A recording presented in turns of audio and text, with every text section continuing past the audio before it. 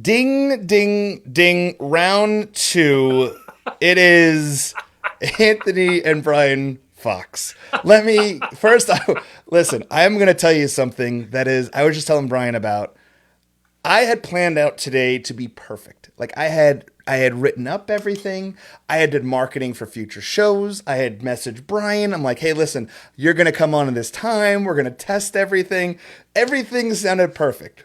Well, then I got invited to go bring my kid to soccer in Charlottesville, which is an hour away, and didn't realize that I literally would be getting home only 11 minutes ago to do everything within fucking minutes of this interview. But hey, it sounds good. You look amazing, which I am jealous as shit of. Brian, first of all, it's a pleasure as always to talk to you. How are you doing, brother? I'm good. I'm good. I'm healthy after that stint in the hospital back in October. So I'm doing good. Thank you very much for asking that. You know, it was the one thing I've always admired about you, and we've had conversations off air many of times, I classify you as a friend. I think you're an amazing Yeah. person. We've had great conversations. Um, you know, I was concerned when everything came up that you were in the hospital and stuff like that. You handled it like a champ. You beat that shit. Everything's good, and I'm so glad for that. Um, it's good to see. I don't think I've ever seen you without a smile on your face. Well, if you live with me, you would know. Trust me, ask my wife. She'll be like, oh, yeah, moody. So I go like this all the time. Ask anybody who knows me. Trust me, I'm moody. Brian, you didn't know about the 10 o'clock interview? That's what your wife. Oh, I know. Oh, she's sleeping by now. Yeah. No, it's so every time we talk, you're always up. You're positive. You're always going for the right thing. You're always positive about things, talking about the right stuff. It's always good to talk to you. You're always like that bright light at the end of the tunnel, Thank you. and which I appreciate. But man, yeah, it seems like you've had a very roller coaster ride during the pandemic as things bring us to where we are today. Since our last time we spoke, I guess it's been June of last year is when we talked on the Stranger Tribe Live. Was it that long ago? Dude, Wow. it was that long ago. Wow. Time does fly. It's bizarre. They say as you get older, it's kind of like it's like a blur, and it is. It's a blur. Talking about older, and we just said this to you, I don't think you've ever aged. Like, I looked at pictures of you from a couple years ago doing all this shit, and I'm like, I think Yeah. Brian's deep down inside a vampire because no wrinkles. Everything it just makes no sense to me. Like, how the hell you look exactly the same as you did now as you did years ago? When I lived in Boston, I heard about the Boston vampires. I just didn't realize Yeah, they were yeah. real. I guess It's kind of like the Hollywood vampires, only on the East Coast. it's so damn true. Yeah. Oh God! Except the Hollywood vampires ban Johnny Yeah, Depp, yeah. but he's also a vampire. That son of a bitch don't age either. So Yeah. Alice Cooper. that's right. Yep. But Joe Perry. oh God, that's another great a band that a lot of people don't know about that have put out such amazing music. Yeah. Fantastic. But we're gonna jump right into where we left off in the last interview. Yeah. The last interview we had spoke about you were just finalizing the pieces for the Mike McCready painting that you had did. And Okay. you weren't sure how you were gonna do things. You had the sketch up, you had the painting up, I'm sorry, and you weren't finished with it. Since the last time we spoke, you were able to utilize that piece to help raise money for the Crohn's was it Crohn's And colitis. colitis? Yep. Yep. Foundation. Chapter in Seattle. Correct. That's what I was going for. With Mike McCready, you were able Yeah. to sell a bunch of those prints, raise a ton of money through a good cause, and then since then, you've also made all these beautiful pieces to collaborate every individual member of Pearl Jam, which has been amazing. Thank you. Let's push back to Mike McCready a little bit and let's Sure. talk about since the last time we spoke. How did that all come about with you collaborating with him to be able to raise money for the Crohn's and Colitis Foundation and the Seattle chapter? We have to go back to the Fenway show, the 2018, the home shows, when through a mutual friend of mine, Stephen, he essentially Mike McCready and his friend Chris, and they ended up providing me with a ticket to the show. So I was very thankful for that. But as I was watching the whole show, I'm sitting there sketching on my hand, I'm drawing, and I'm totally inspired by this amazing show at Fenway. And I have all these ideas running through my head. So it's, again, 2018, 2 years ago. It takes me a while to get to anything. I tell Chris, I meet him for the first time. I say, Chris, thank you very much for the tickets. I'm going to do something for you guys, maybe to help out the Crohn's and colitis. My grandmother had that before she passed away, and I'd be happy to help you guys. And he was very polite. Oh yeah, no problem. Which I'm sure a million people tell him they're going to do something. And Sure. He was being polite.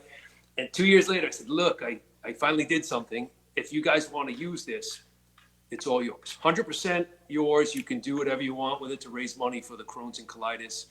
So that's kind of how it came about in a nutshell. And they said, yeah, let us think about that. And then they came up with how they wanted to use it. They asked if they could. I said, sure.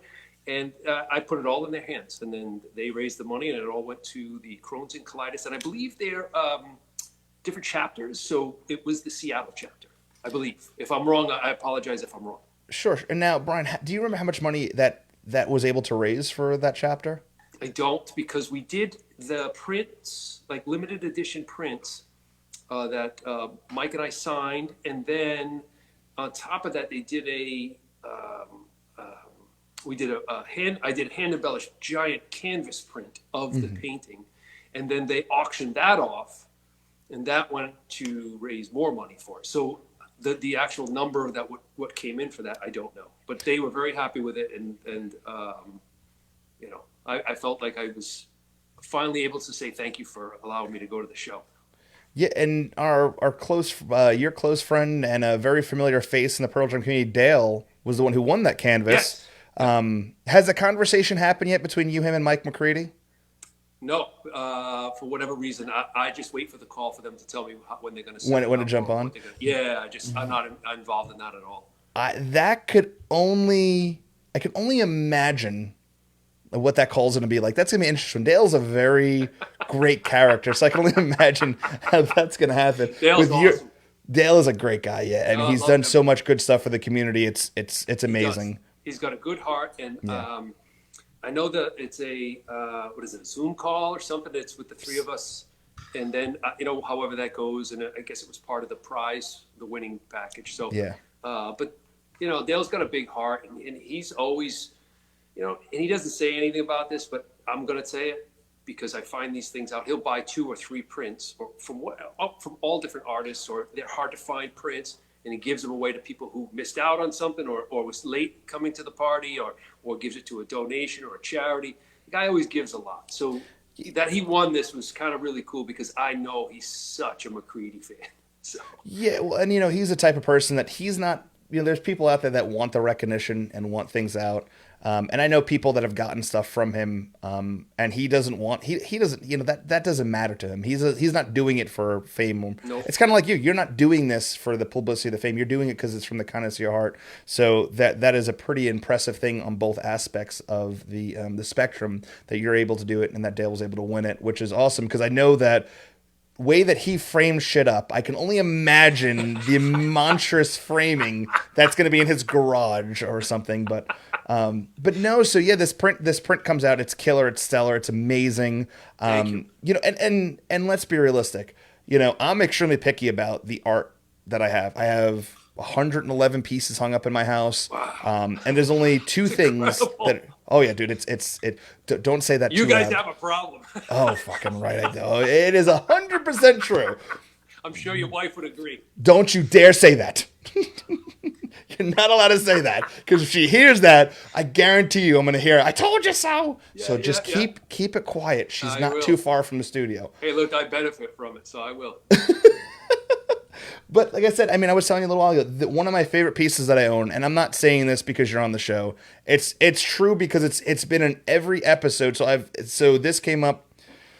I put this piece up in August of last year. I've done 47 episodes out of the studio, and my son's done 27. Out of every single one of those episodes, this print, which you can only see a piece of it, which is your piece from the Fenway show, it's one of the only posters that are visible in everything I do because I believe in it. I love this print. I love what you do. I love your style. Thank you. And I kind of want to get into that in general, your style. Because one thing I find interesting about your style is I believe, and correct me if I'm wrong, your style is very contrast driven. You use a lot of darker colors and screams, and you use shadows and contrast to develop your style. Would that be a correct statement? Yeah, that's pretty accurate for sure. It's all everything I do though is like the traditional oil paints and drawings and stuff like that. Like I said before, I think I see these guys who like Dan Munford, the stuff that guy can produce. It's unbelievable what he does, and I can't do that. So I have such an appreciation for what those guys can do, and I'm sitting here trying to eke things out on canvas, and these guys are so prolific. It's unbelievable. So I wish I could do what they did and what they do, but I'm like a caveman with these paints and taking forever to do things. And so it's kind of an old style approach to things. Draw it out in pencil, draw it out in charcoal, paint it in oil paints, and then put it on canvas and get it scanned and kind of do it that way. So there's no real screen printing on that part of the process. Well, I mean, the one thing that that is different from your take of things is you have yours is more the realism side of things, the contrast. It brings it more to life. The Kevin Youkilis is more that pencil pen kind of look, where the other Pearl Jam prints you've done recently have been more of that paint come to life with that darker contrast, heavy contrast, coming to that light side. And I didn't realize that you actually finished or have the portrait side of it done. All of the members, is that correct? You mean the latest Pearl Jam, the home show series that I'm doing? Correct. Yeah, so I'm just about done with the last two, which is Eddie and Stone. Mm-hmm. I'm working on them simultaneously. So I'm putting the final touches on those two. So I did the Mike McCready, and then I did Matt, Jeff, and then like Eddie and Stone I'm working on simultaneously. But they're about 30 by, they're on the floor over here. They're about 30 by 40 inches each. So they're decent size.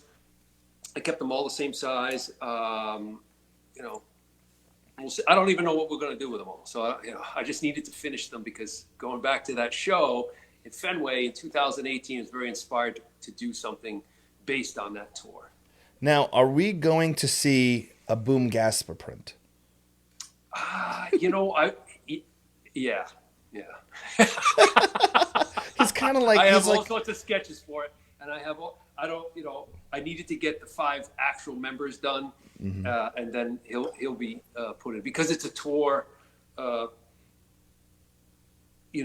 series. So it's a live series, I should say. So he's always there, and everybody knows him to be there. Yeah. He's part of that group. So I definitely got to do it. No, it's great. So when you did your tour the last week of your studio and going through and being able to see all those pieces, it's fantastic. But you don't have like a game plan in place of how these prints are going to be released, or if it's going to be a set or individual. That's not on your mind right now. No, my manager and business people will be like, you don't think good business. It's like, I just need to paint. You know what I mean? And, I got this idea. I got this great creative idea. It's like, we got to sell it. So, we got to, you got to do things to pay the rent. I'm like, yeah, but this is a cool idea. It's Pearl Jam. It's great. I got an idea. I just got to keep going. I like a shiny object where I start with one. I had to time myself the other day because I get so distracted. And this happens to, I'm sure you got kids, all sorts of stuff going on. And I'm trying to do 20 things and I get nothing done. So I've actually took my phone and I put, the stopwatch on. And I said, all right, I am not going to move from painting this for 2 hours. Then I can go do whatever else. But 2 hours I'm going to devote to whatever's in front of me. And I was able to finally start doing that. I actually got a lot done. So I would go back and forth between the Stone and the Eddie, and the Stone and the Eddie. And it kind of, they moved along pretty quickly when I ignored everything else. So I'm almost done. Now, the last time we had spoke, you said you hadn't talked to anyone in the band about your prints. I know that Matt Cameron we had talked to you. Matt Cameron had shouted you out on your image. On social media. Yep. Correct. Has anyone in the band gotten in touch with you about your pieces? Because personally, if you drew me the way that you drew them, now I would hope that you wouldn't make it lifelike because I am not something you want to fucking hang on the wall. But if you made me look pretty, but I mean, I would be like the George Costanza, yeah, on the couch. Let's not get that image in anyone's head. But But I mean, listen. I mean, what you're putting out there is absolutely stunning. You're developing pieces that are lifelike, but are clearly a painting. I would expect that this is different than what they're seeing with other artists, because a lot of the poster artists that are involved with Pearl Jam are creating show specific art pieces, or they're developing pieces that are, that graphic design nature side of things. So this is different and unique. What feedback have you gotten from either the band or the management wrapped around the pieces you've done? It's all been good, and it's just periphery folks that like the work and that I've gotten to know, or even like other friends of mine who know them or whatever, or who don't look at the paintings and go, "Who are they?" They can actually tell if it looks like them or not. So, other fans really. Sure. So the feedback's been pretty good. And, again, I'm just after the portrait side of things. And that's what I do with even the sports stuff and the Tom Brady and the Gronk or the Steven Tylers. And that's just how I approach it. So, and I know there are a lot of talented artists out there. I've seen people do some amazing charcoal and pencil sketch portraits of Eddie and Mike. And it's unbelievable. So, yeah. I mean, there are a lot of artists who do this out there. So I'm sure these guys have seen it a million times. Listen, Brian, let's roll back a little bit. A lot of artists are doing great things and they're talented out there, but nobody is able to accomplish what you're accomplishing. Your style of art. No. Brian, dude. Listen, there's a reason why you're getting the accolades from many musicians and many people out there, is because you're able to present a canvas of a lifelike realism and give it to people in a way that like I said, it's a painting, but it looks so real. It's almost uncanny. It's crazy to look at. You're presenting things that are different in a way that you're building up that repertoire. That is a Brian Fox piece. The one thing I also admire about you is there was the Rolling Stones piece. Keith Richards piece you showed a couple weeks ago. Where it was mostly red contrast with dark. Yep. Different take, different outlook, but you're able to utilize something that's different than no one else is doing, but it's unique to you. No one else can copy what you're doing. So while people are doing and utilizing older techniques, like you're saying with charcoal and pencil, you have developed something. That's why you're able to have the studio where you're at. Because listen, real estate ain't cheap in Massachusetts. I know that. You know that. And if anyone listens, know that it ain't cheap. So if you have a studio in Massachusetts, we know that you're knocking it out of the park. So it's exciting to watch the stuff you put out. And the other thing I really dig about you is, and we talked about this, you found a way to utilize things you want to do with the Wolf pieces. And that's gathered a rather large following in its own sense. Hell, Gronkowski, hard to speak about him right now. He's got the pieces in his house. Yeah. Don't know where that house is. Could be in Florida. Could be in Massachusetts. It's up in It's in Massachusetts where he's got them all.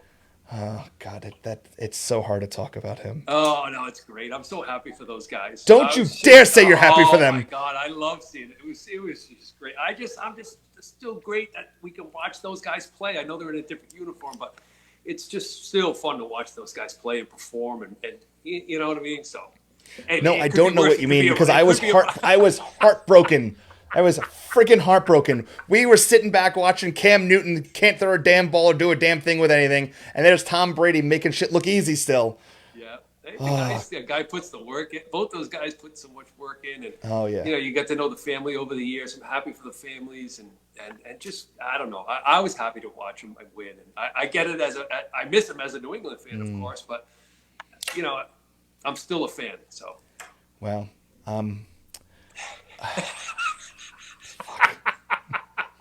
so it's just I can see steam coming out of your ears. This heart is just slowly deteriorating into my soul. Oh God!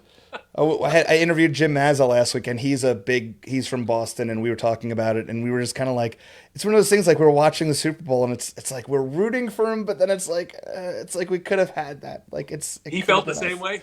Oh yeah, same way. It was miserable. It's miserable as shit. But then it was like everyone's rooting for Tom Brady. I'm like, he's been doing this for 20 years. Where the hell have you been? Yep. Oh Yeah. God. Anyway, Yeah. get off before we get into an hour-long topic of me being miserable from Tom Brady and Rob Oh, Gronkowski that's leaving funny. us to go to Tampa Bay and just looking happy. And another one. That's another person just like you. How the hell is he 44 years old and look amazing? Yeah, must be And yet that avocado ice cream they talk is about. I it, don't know. listen, I I'm don't gonna know. buy that shit by the gallon tomorrow, Oh and yeah. maybe that will make me go back in age a little bit. I don't know. They work at that, man. They make it look easy, but those guys work so hard Sure. every day, and like they watch what they eat. And I mean, that's a tremendous amount of work that they put in. So we don't see that. We just see them 3 hours on a football field. But those guys really do work hard. Oh, sure, sure, sure. I mean, the documentary Tom Brady put out where he's like, he basically goes home and like ignores his family to watch video and works. That's crazy. I've never seen the video. I've never seen the documentary or anything like Yeah, that. And, yeah. It's on I face. It's a haven't. Facebook Live Oh, it is. Oh, documentary. okay. Yeah, it was. I It's never worth. saw it. It's worth. Don't watch the last episode. Okay. Everything else is good. It was because Okay. it led up to them losing the Super Bowl, so it's kind of heartbreaking to watch Uh, that. Everything else is great. I just skipped the last episode. I just yeah, like, yeah, yeah, I It never pretend. happened. I'm not, It never happened. Shit, if I didn't see it with my eyes, it never happened. No, good stuff. So let's talk about. We know what you did with Pearl Jam. We know what we know about your surgery. How are you handling the pandemic as an artist? in what sense? Well, I mean, I'm assuming that is work still coming in a pretty evenly manner, or are you having to be creative in ways to be able to sustain being an artist during the pandemic? Oh, it's changed dramatically because um, I can't go to events anymore. So a lot of my work was event driven, where I would go to, let's say, a party or a function or a charity event, and then you present a painting and you on live on stage, and you're able to mingle and kind of network there, and many times work comes from that. But everything like that's dried up. Or go to the football games. I would always be at the football games and kind of talking to different people, and a lot of my clients are there, and they own the work, and that's how a lot of work comes up. But that's all gone. So I've had to kind of reinvent myself to pay the rent. I'm the sole provider for my family of four, so that's can be kind of scary. And I started for the first time ever in probably just as this was starting, maybe last March or April, an online store. I've never had an online store. I mean, everybody's been, hey, when are you going to put something? 10 years, my manager, hey, you got to do something with a store. Finally, I did, and it just happened to coincide with the COVID, and that kind of was very helpful to bring in some money. I always like to say it's making money while you sleep, and that's been very helpful. And then people have committed to projects, and then all of a sudden backed out, committed, backed out, committed, backed out. So that's always happening. So it's kind of a strange thing. And then other people, I like to tell people, it's like, God always provides for me. You know what I mean? It's like if somebody drops out, either they come back maybe 6 months later and go, well, hey, you know what? I'm ready to do that painting, or another job comes up, or another something always comes up. You know what I mean? So you got to have faith. Dude, I as a small business owner myself, I feel you. Yeah. Because it's one of those things like it just kind of, you kind of got to believe in the system because it does kind of just work out. It does. So is there anything that we should be looking out for that if there's, I mean, listen, I want to support you. I know many of the people listening right now want to support you. What's coming out soon that we could be looking forward to that we can be able to jump on to help you out? Well, I always try to tell people, and I'll talk people out of buying anything because I will. And I've talked people out of originals. I'm like, look, just make sure you like it and don't buy this. And, I wouldn't ever want you to have buyer's remorse. And, don't do that. Just come back in 2 weeks. And my manager's just going, what are you doing? But I would always feel bad if somebody felt bad about buying something. So I'm always like, make sure you like it. Buy it because you like it. Don't buy it for an investment. Buy it. And I have people who buy just for investment purposes, which blows my mind. I'm going, I don't plan on dying anytime soon. I hope although I've been very fortunate that the prices have gone up over time, not down. There's a waiting list, which is very surreal to me that I have people waiting so long to get paintings. But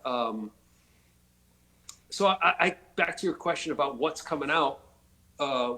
There's more werewolf stuff coming out. There's a lot Okay. more of that. I have a whole new line. The Pearl Jam stuff is coming out. I have a whole new rock and roll line that I haven't even released. I'm probably working on. It's probably 15 more paintings, and they're different. They're like the Keith Richards that I posted before, or even like that Given to Fly piece that I put up a while ago. And I want to do a rock and roll art show, like a live, because I haven't had a show in 2 or 3 years anyway. I hadn't done it because I've been so busy, and then COVID came around and you can't do it. So I want to do maybe a new open studio, but it's all rock and roll based. So that will be coming out hopefully soon, and I'll have a lot of prints available for those. And like I said, I got a lot of stuff on the store that I put up. I'll be adding some stuff to that. I think there's going to be like some Guns N' Roses pieces, Axl Rose, Duff McKagan. There's a bunch of stuff. I always forget. The one piece I want to see you do, and I think your style would reflect it, and it's probably one of my other favorite artists, I'd love to see a Bowie print. Yeah. I think your style, because Bowie was an eclectic person where there was times in his periods of his career that he was his contrast was kind of dark and would meet your style. And I just think, God, I would love to have a Brian Fox Bowie piece. I mean, I got room. I could slide this piece over just a little bit to the side. They could go right here. I'm just saying. I mean, I did do a Bowie piece, and I haven't shown anybody these pieces, and it's part of that collection I'm talking about because it's all it's so different. There's so many pieces. There's a whole Guns N' Roses. There's more Pearl Jam stuff.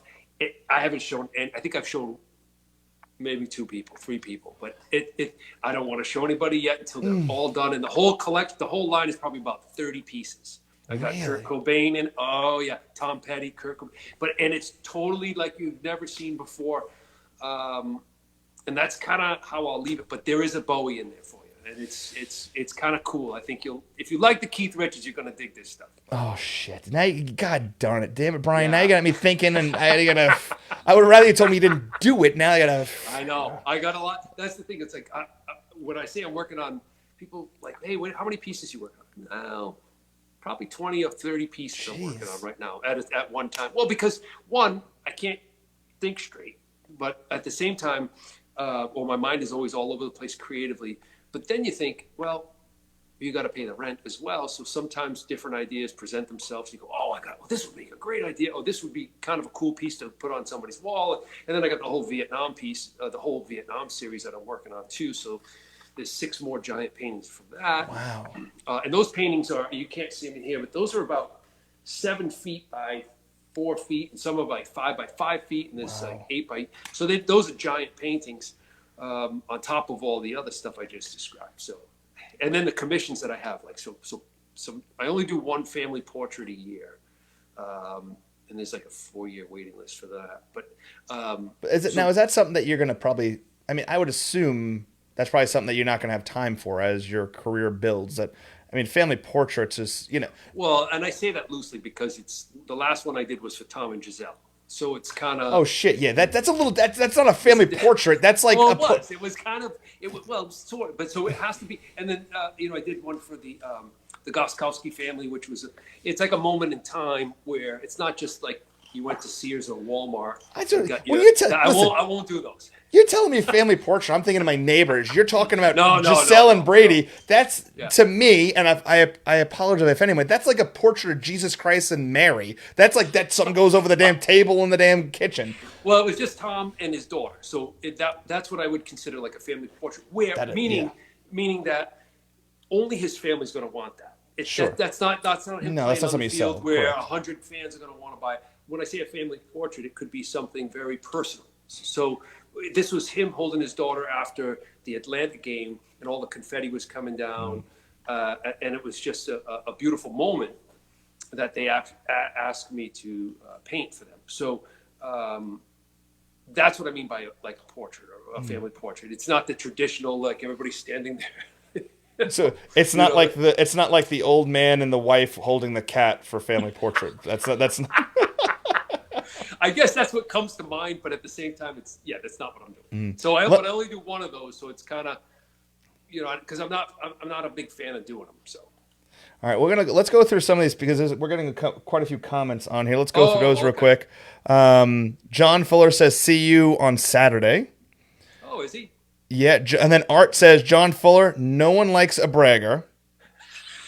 Um, we're But talking when I hear somebody I think somebody called Dale one time braggy pants or something. braggy. Good stuff. Michelle says hello. John says Bowie was amazing in concert. Another Mr. Braggy Pants. Yeah. Uh, love your art from Michelle. Thank you, Michelle. Can you do Dale dancing as a portrait? Was someone had said. God. Oh my! Did you ever catch him when he does his live shows and I think he's had a few pops, a few wobbly pops, and he starts dancing he's great. I mean, he just kind of, you know. We have a new thing coming up.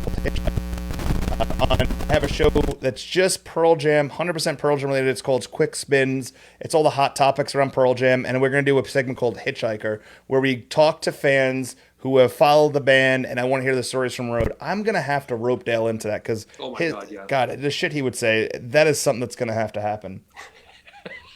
But keeping on the topic of music and all the artists you've hidden, I want to know a little bit about your love of music because it's clear as day, based off the pieces you've produced and your work with musicians, that you have a love of music. I mean, hell, you're wearing a Fender T-shirt. Big things. When you're painting, what music is your go-to music to paint with? It changes. It's weird. It's almost like when somebody asks you what's your favorite artist, and it's like, well, Michelangelo is always a favorite artist, but this month I'm into Rembrandt or Van Gogh or whoever else. It's like that with music, or a lot of times with painting these Pearl Jam paintings, I'll just try to find anything Pearl Jam related, and just put it on. I'll borrow CDs there's so many Pearl Jam, but then again. Sometimes I need Guns N' Roses. Right now I'm listening to Nick Cave, a lot of Nick Cave right now, or I have playing, you know what I mean? So, and even the Stooges, or even, a heavy dose of the Cult. The Stones, love the Stones too. I mean, there's Johnny Cash, there's the U2. I was just listening to the Animals before you Cult. So but I grew up in a family my dad's played in a rock band since I was a kid. They were always practicing. They would go into clubs when I was a little kid watching him play. And my brother's in a band as well. So I've been around a musical family for years. So that's always been an influence. So as much as I don't play any music, I just have a love for it, listening to it, like many people, like millions of us. So that does help me paint. But then I'll listen to audiobooks and change things up. And, but it's a heavy dose of music, for sure. Well, it's, it's like you and me. I own instruments. I just can't play them very well. So music's been a very big part of my life. I like that. Yeah, it's kind of how it is. I can play 10% of a song, but I can play that 10% about 10% well. So my percentage drops tremendously. Going down quick. Oh yeah, dude. Yeah. Nobody's calling for me to be on stage. I recently unearthed footage of me in a band when I moved to Virginia. I was in a band. I was in this band called Champagne Breakfast. And if you're a Pearl Jam fan, like a hardcore Pearl Jam fan, you'll understand the reference. And we were in this band, and dude, we'd play for, I don't know, 10 people at most. But there's Anthony on the bass guitar, overplaying the simplest chords just to look the part. And I unearthed this video the other day, and I watched it, and I was just like, what the hell was I thinking? How old were you in the video? Oh God, 19. Oh, geez, one of them I was 19, and one of them I was 21. So I was in a band called Champagne Breakfast, and I was in a band. Oh God, High Dive Darling was the other one, and the High Dive Darling. God damn it, we had no singer, and I couldn't sing. Covers or originals? So we all originals. In High Dive Darling was all originals. In Champagne Breakfast, it was covers. Like, but the thing with Champagne Breakfast, we played at the first show we played that we recorded. It was this big show for us. We spent so much money on advertising the show, flyers on cars and everything. 10 people showed up, ecstatic as shit. Like, we were so happy that we had these people come in and like, look at these people coming to watch us, right? And we knew like 13 songs. I will never forget the bartender saying, "Hey, you guys have to play for 2.5 hours." No. so, so yeah. Dude. Guitar solo, drum Oh, solo. dude, I have video of this. I'm not going to share it publicly, but I will share it with you. Oh my God, we I did can see Black this. Crowes Hard to Handle 4 times. What did Oh, the yeah. crowd, how did the crowd react to hearing it that many times? Oh, dude, by the time the 4th time played, there was maybe one person, and it was my wife. Like, at that time, girlfriend, now wife. Yeah. And Oh, she, that's great. yeah, no, dude, she was done with it. She was like, fucking enough. But like, I don't know what time it was we played it, but like, I did a bass solo in Hard to Handle, which doesn't have a bass solo, but there's video of me trying to accomplish a bass solo It's awesome. in Black Crowes Hard to Handle, and it is the worst thing possible. But And this is on tape? Oh, it is on tape. It is on tape. It is on tape. Oh, that's a gem right there. I wouldn't call it a gem. Maybe coal, but yeah, it is exist. But yeah, no, it's, you know, I don't know. That's why I appreciate music. I appreciate all music. But yeah, but that's why like I love listening to music, because I can appreciate the talent driven to make that stuff. It's just, you know, like you listening to music with, you know, painting, you know, me doing whatever I got to do with listening to music. I mean, it's always on, but it's always good to kind of just listen to music and kind of let that, you know, inundate you to kind of get your art growing. Oh, for sure, for sure. And I think the older you get, when you start to listen to, let's say you listen to the first 10 from Pearl Jam, I mean, that transports you back to that time too. So it's not just, oh, I like the music. It's a time machine back to that time also. So it's doing 2 things for me anyway, where it brings me back to when I first heard that and what it meant to me when I first heard it. So, and that's with all bands and all music. And so that helps too. And it helps put you in the right mindset when I'm working on a painting or something like that as well. No, I think that's awesome. I do love how a song can bring you back to something, like bring you back to that moment, like a moment that is special to you. You know, like it's very powerful. Well, I mean, but in the same sense too, and we've talked about this before, it's even like art in general can do that. That's why showpieces, or like your piece that I have over here from Fenway in 2016, like it's this. I look at this and it brings me back to meeting all those people and being at that show and seeing the band I love at the ballpark I love. Like, this just puts a smile on my face. You know, it's those moments. You capturing Mike McCready in that guitar solo that was able to raise all that money for the Crohn's and Colitis Foundation. It's getting that moment in time and looking at it, and it brings you back to like seeing him do those guitar solos, or seeing Matt Cameron do those drum solos, or those moments. That's what's great about art, that it can bring you back to those moments that mean so much to you. And it's just, you know, and people just do it in different ways. You do it with the paint, pencil, canvas that way. Pearl Jam does it with their music. Dan Mumford, we've said a million times, does it with his art style. It's just so awesome that there's so many different ways that people can express themselves, that people can enjoy that expression and give them those memories in all the same sense.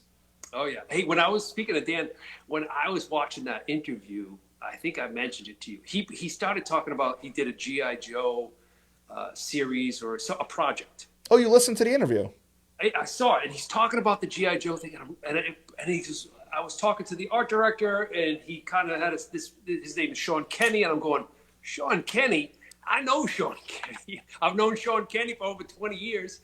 And Sean and I worked at a company called Liquid Blue. We did all the merchandising and T-shirt stuff for the Grateful Dead and all sorts of other bands. So Sean and I worked together for years. Wow. And I'm like, he has to be talking about the same Sean Kenny I know, because I know Sean works for Hasbro, which is only 20 minutes from my house. And I called up Sean. I said, hey, I think you were just mentioned on a podcast, a Pearl Jam podcast. Did you work with a Dan Mumford? Yeah, that guy's great. I'm like, yeah, I know his artwork. I'm a fan of that guy's work. So he just went on to tell me why, you know, he hired him and all these other artists and stuff like that. He was in charge of the GI Joe project. And anyway, long story. I was like, what a small world. That For real. Yeah, it's crazy.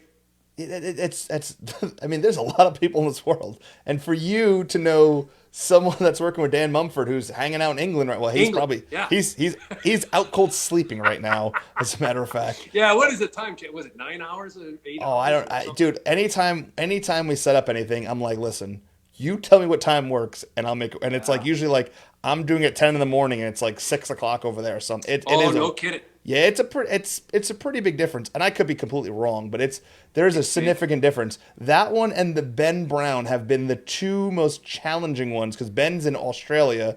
Ooh. And when we did the interview, it was like he was in a different day and like than I was. Weird? And it was just kind of like it was like 7 o'clock here, and it was like the next day in the afternoon there, and it was just kind of weird. Like I was like it was just kind of all over strange, but Yeah, I just this past last week, I think it was last week, I did a interview over a period of 2 days with in Uzbekistan. I don't know. Used to be part of the Soviet Union. Okay. So it's going to go on television, but the I think 9 hours was the difference. I'm like, how do we figure out what time to do this? And it was over a period of 2-3 days. So it's like, wow, it was a challenge just to connect. I guess we're just so spoiled because I mean, if you know, us East Coast people, everything seems to revolve around the East Coast. Yes, the way thankfully. the movie, you know, everything's like East Coast. Like, you know, when you're watching your TV shows and they start at 9 o'clock at 8 or 9 o'clock at night, it's like it's the wrap up of the evening. Yes. But then like on the West Coast, it's starting at like 6 o'clock. People are getting off of work and having to run home to watch a show. So we've been kind of spoiled with like East Coast stuff. But like the reason why I do this show at 9 o'clock at night is to accommodate the West Coast as well, to make sure the people that are on the West Coast, they want to watch at 6 o'clock or vice versa. You know, but it's crazy. I mean, I have a musician coming on in April. I can't mention him yet, but he lives in China. Wow. And dude, I can't, like, I'm trying to figure this out. And it's just been like, I'm like, listen, I'll get up at 6 in the morning. And he's like, well, but then we're going to have no viewers. I said, well, I said, do you want to get up at 6 in the morning? He's like, no. And, you know, I just, and well, maybe if he just stays up after a gig, you know. Well, it's great. So, he's been stuck there since quarantine, and he doesn't want to leave. And I get it. I understand it. So it's an interesting process, but it's going to be a good one in April. It's going to be a good one. So I don't know. We'll see how it goes. But yeah, no, the whole time different things crazy. So, but no, it's great to see everything. So you're working on the Vietnam project. You're finishing up the Pearl Jam project. I'm excited to hear about this rock show. What else is down the tube for you going on right now? I'm trying to think. There's always something, and I have everything written down because I forget, and it's bad. Because there's jobs that I know there's a lot of private commissions that I gotta get working on. There are galleries that want some stuff. There's a few galleries around the country that still are selling stuff and still would like me to create some stuff for them. And it all adds up after a while. And then I gotta revamp my website, and I gotta put the time to do that. And then I'm starting a publishing house too for all the werewolves. I gotta, I know it's like there's not enough hours in the day, so I want to do that, and so there's always a number of things going on, So, how many hours a week do you think you're working in the studio? I don't know. It changes, and I never keep track. My friends always my business friends are like, "Hey, you need to keep track of the hours, just so you know what you're spending in time, and time is money." And I never keep track. I'm terrible at it. It's a lot. If I can give you any advice, yeah, and not that it's really going to matter, but if there was an advice, I think if you overanalyze a passion that you do for work, whether it's like for what I do, sometimes if you just do something and you're content with the money you're making on something, and if you overanalyze it, like, all right, well, I did 100 hours in this and I made this. Well, then in theory, I only made this an hour. Oh, then that's depressing. Yeah, it's depressing. But if you say, hey, I made this much, the piece is in its right home, what does it matter? Yeah. You know, there's some Well, people that are yeah. over business analyze things, and I'm just like, I don't, you know. Yeah, you're right. There has to be a balance, especially with the arts and the artists.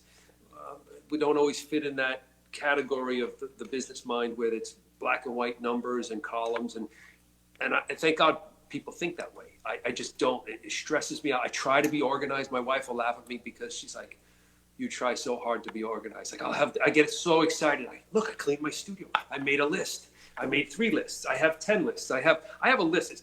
There's some on my hand. And then I have a book that I keep in my back pocket, little booklet that I keep, that I write down for my daily. Then I have a calendar on my desk at home. And then I have a dry erase board. And then I'll have a cork board with all these, like, it breaks down.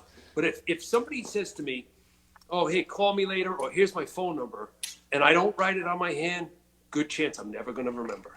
And I remember just like CEOs just making fun of me because they're giving me their number for something, and I'm writing on my hand, and I'm going, okay, what is it? 617 5.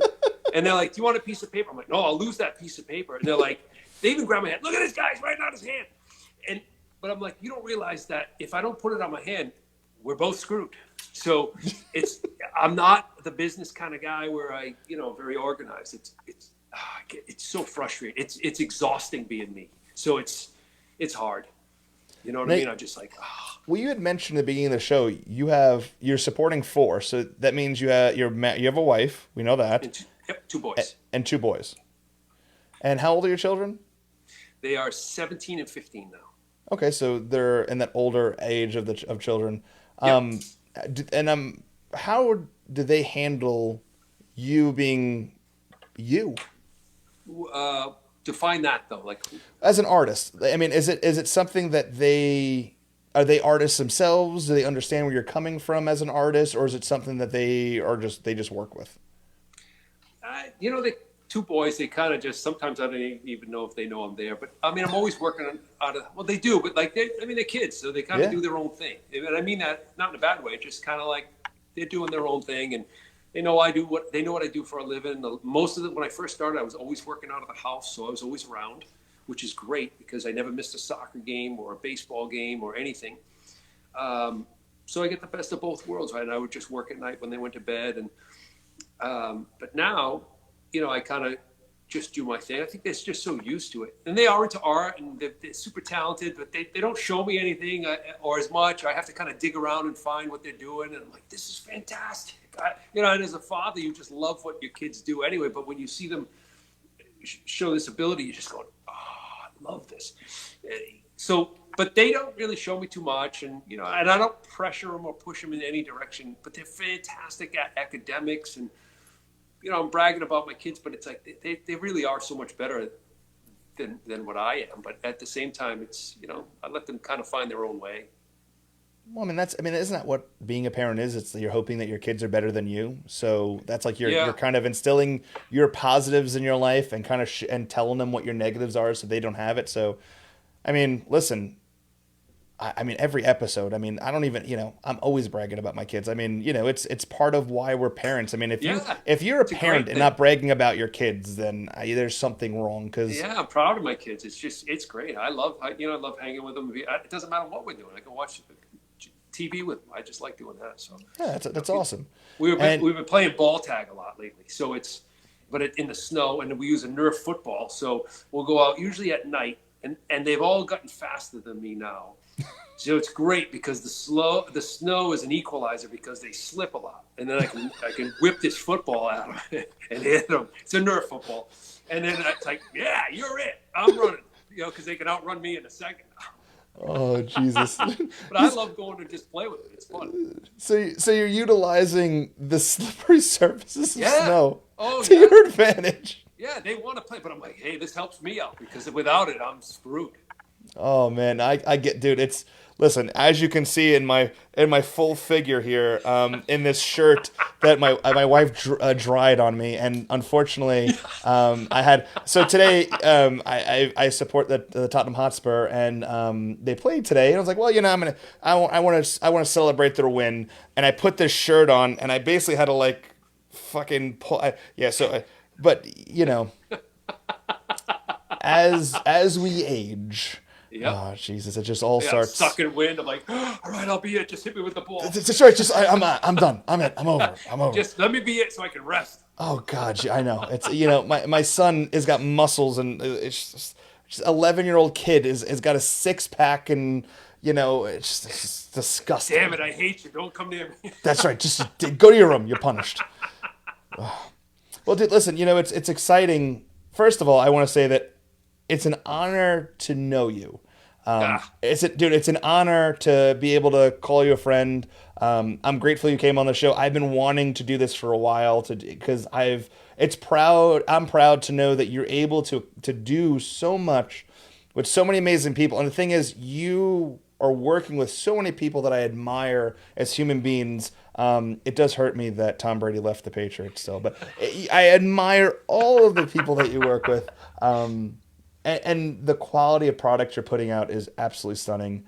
And I'm glad that the Mike McCready piece did so well. And I'm excited to see all these Pearl Jam pieces coming out. It should be done soon. I'm hoping this week. I was hoping to have them done by this interview, but of course I've changed it. I changed it so many times. Like, oh, I need to change it. But they're almost done, and then I'll text you when they're done. I'll send you ahead of time. I'll give you the sneak peek and keep you posted on it for sure. Nice. Yeah, for sure. Well, you do know I love to be ahead of things. But, You're on the A list. Hey. A-list. So wait, if I'm on, time out. I got a question for you. Yeah. I'm gonna need this because either A, I'm gonna take this to the grave. I'm gonna brag about this upstairs, or I'm just gonna pretend that you didn't give me the answer I'm not looking for. But if I'm on the A list, and I know that I'm in your phone. I also know that Tom Brady's in your phone of some sort. What list is he on? Oh, I think it's the what would you call that? The AAA list? I don't know. Son of a bitch. All right, so I'm almost there. One of these days. I just wanted to see if there was some sort of equalness between me and Brady, but I'll give it.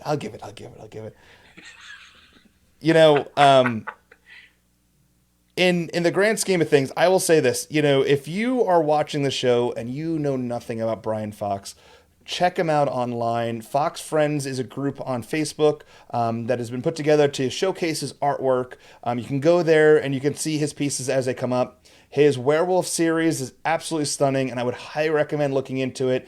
And listen, in the time of coronavirus and how artists are having to shift, as Brian said in the beginning of this piece, if you want to support somebody, and I say this on many episodes, and I mean it wholeheartedly right now, this is a man that I would 100% recommend supporting. Check him out. You can check him out on Instagram, Facebook, all social media. He is out there doing great things. This is someone that I give the Touring Fan Live or Anthony Fan Live. I don't know what the fuck you want to say. I give him my wholehearted support. Support this man. He is an excellent artist, a great person, and someone I hold dearly as a friend. So check this man out.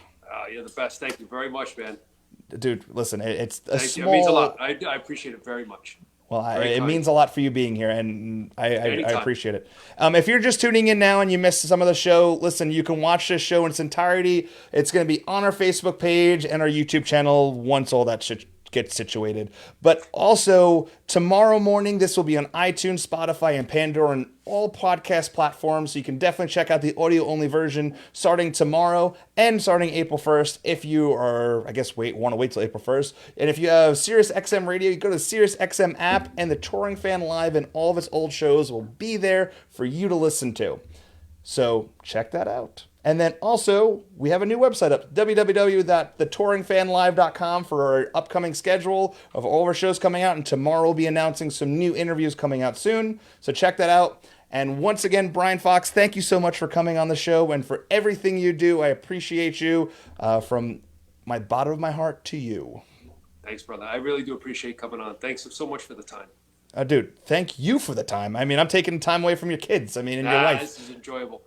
All right, man. Well, until next time, I am Anthony. That is Brian. Look, I pointed right this time. That is Brian Fox. Until next time, thanks for tuning in to the Touring Fan Live.